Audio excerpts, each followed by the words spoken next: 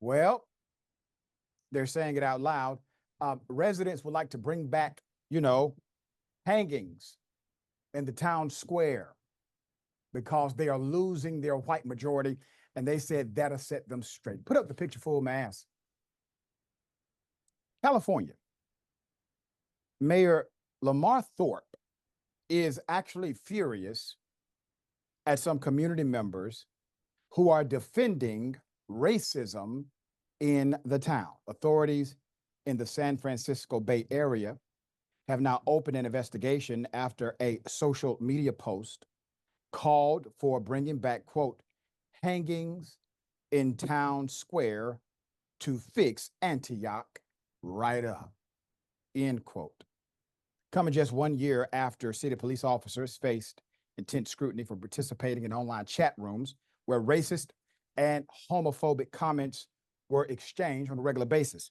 So, interim Antioch Police Chief Brian Addington announced this week that investigations are looking into the recent social media comments as potential criminal or terroristic threats, but would not elaborate. Quote, it's an open investigation, so we're not going to comment further on it, Addington said, according to San Jose Mercury News. Quote, it should be wrapped up within a couple of weeks at most.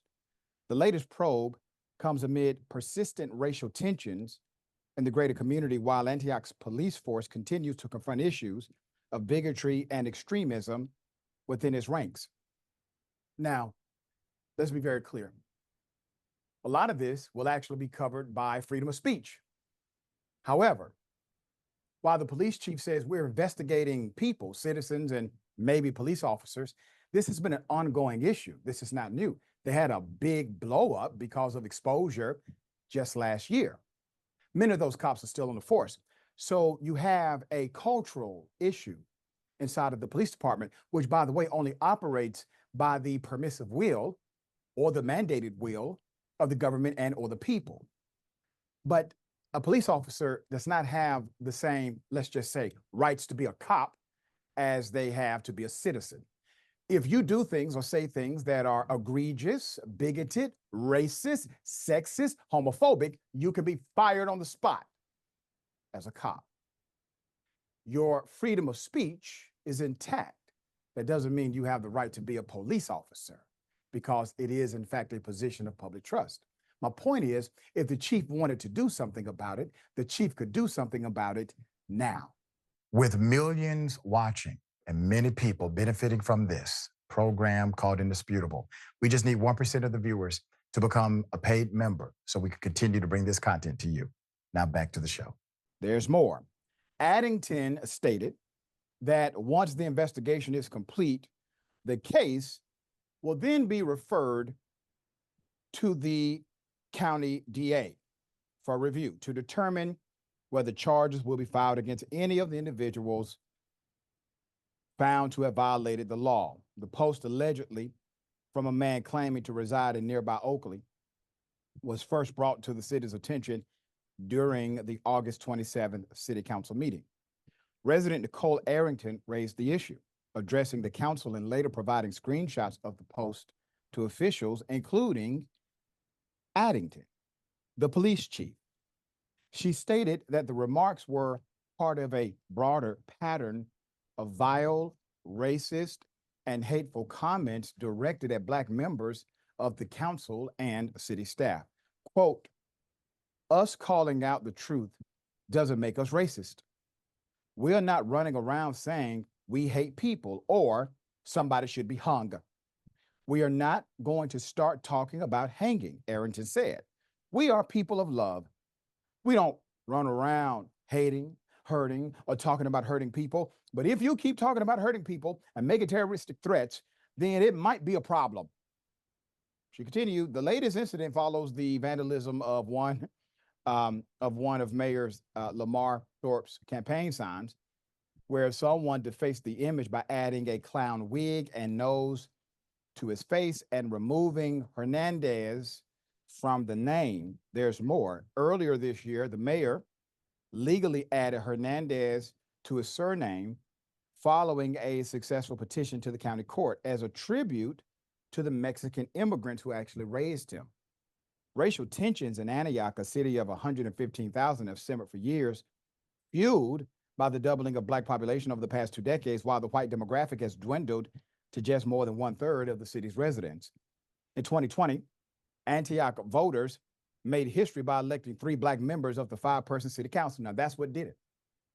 Once the election turned into an exacting approximation of the population, once that happened, that's when all hell broke loose. However, this milestone was overshadowed when the city's police force, they became embroiled in a scandal involving racist text messages where officers used derogatory slurs against people of color, including against their own chief of police at that time, Stephen Ford.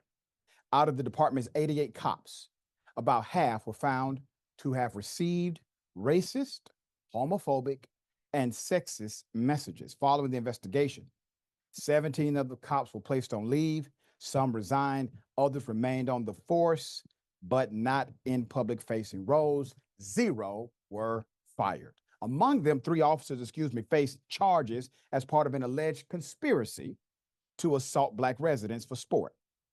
They are scheduled for trial this year. Councilmember Tanisha Torres Walker described the hanging comment as, quote, outrageous, underscoring, it is a stark reminder of the deep-seated hostility lying beneath the surface of the community. Days before a recent council meeting, Torres Walker drew attention to a troubling find she made on social media. Okay, now remember, these are citizens doing better investigation than the cops, all right? So there's this finding on social media, a highway sign near Concord boldly declaring, quote, not white, not welcome. Not white, not welcome. I've always said I'm not as worried about those who are loud and vocal. Their bigotry is clear. I'm more concerned about the people who aren't saying anything but listening to all these things, she said, according to the newspaper. It's a bold thing to say publicly, but I'm glad people are saying it publicly because you know where they are. A recent council meeting was fraught with racial tensions as the council voted to appoint a Black woman, Bessie M. Scott, as Antioch's new city manager. The move sparked an uproar among some residents who zeroed in on Scott's social media history when they claimed, which they claimed included discussions of systemic racism and social constructs that favor one race over another. In the council chambers, tensions flared much like they did last year when the racist text messages from police officers first came to light.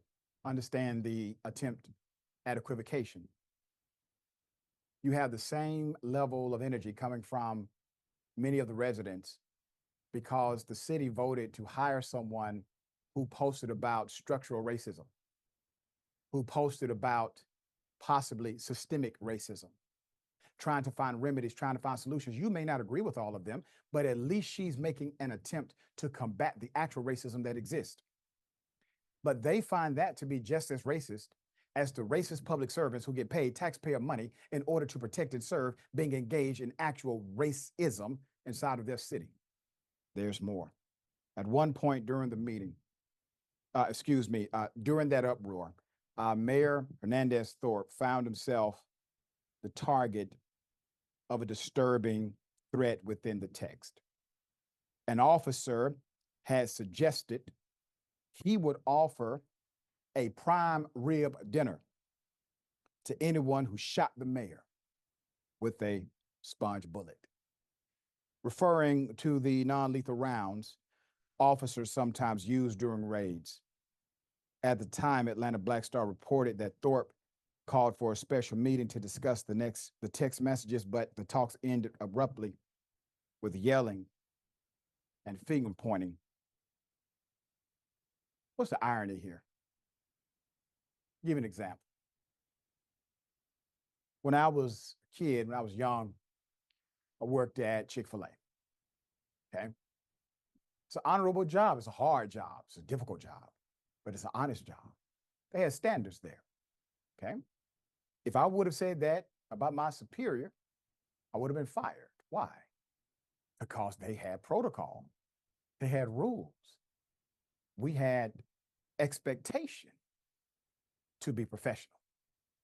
However, if you happen to be a cop with access to weaponry and your job is to, in fact, protect and serve, you can say you are willing to give somebody a dinner to shoot your boss with a projectile and nothing happens to you, but other folk advocate and argue on your behalf.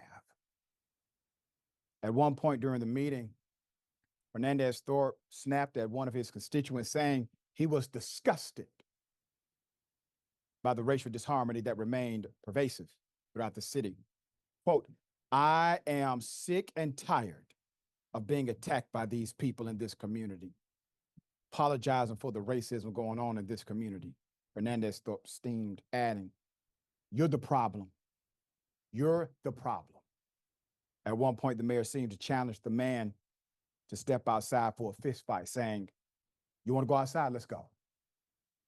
Last year, the texting investigation became part of a broader probe by the FBI and the DA, which had been examining corruption across various Bay Area police departments since 2019. Since 2019, the latest council meeting mirrored the texting conflict, erupting into a heated exchange as emotions boiled over once again.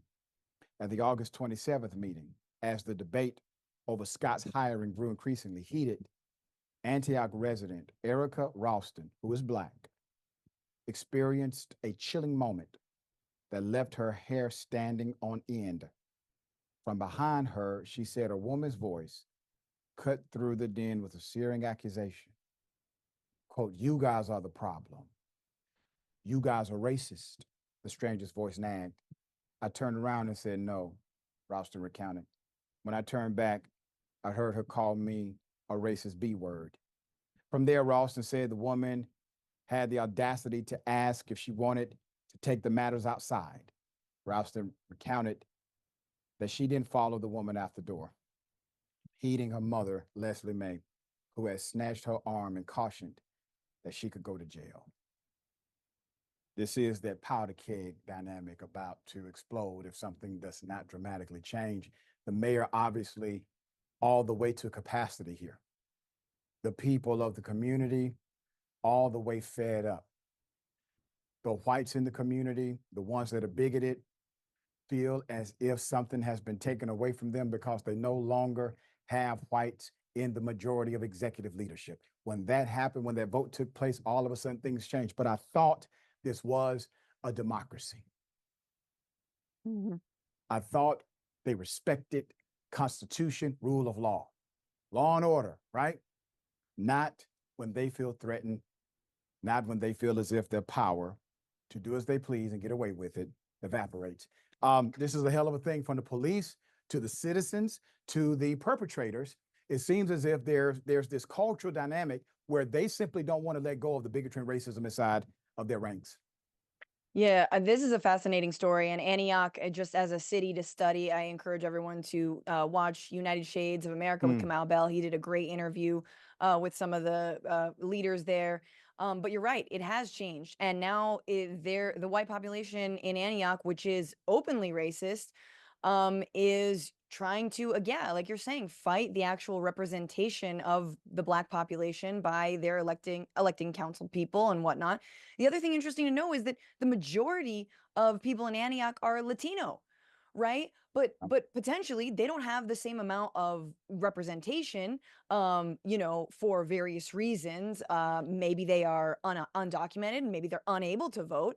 Maybe they just don't have political representation, but that seemed all fine and hunky-dory with the white population. It wasn't until the Black population, increased, and they were like, no, we're going to elect, Black city council members, considering that our police are sharing racist text messages, and we have threats from, people on Facebook saying there should be hangings. So that is all on one side. I want to point out that the reason the Black population in Antioch has increased is because the white liberals and the people with money in the San Francisco Bay Area have booted out and gentrified all of the areas that used to be predominantly Black. Bayview, Oakland, all around the Bay, right? Places that, were predominantly Black.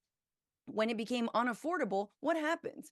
Black Americans are moving out. They're moving to places that are more affordable for them. And then, of course, they're in a place where, once again, not welcome, because you have the white liberals who are low key racist, gentrifying Black Americans out into the very openly racist Antioch. And by the way, Concord, I believe, don't quote me on this, but has a high population of neo-Nazi groups, which is wild considering this is the liberal Bay Area. But don't forget, like, you go outside of the cities and there's some crazy white people out there, some racist white people. So this is fascinating. I'm glad that there is, again, this push to actually hold people accountable. This shows that there's some hope, right? And it shows that the cops and people in charge better watch themselves, because, residents aren't going to take this lying down. Yeah, big ups to the residents who are being active and vocal. At least there's 2 concurrent investigations. We're going to follow this until there's remedy.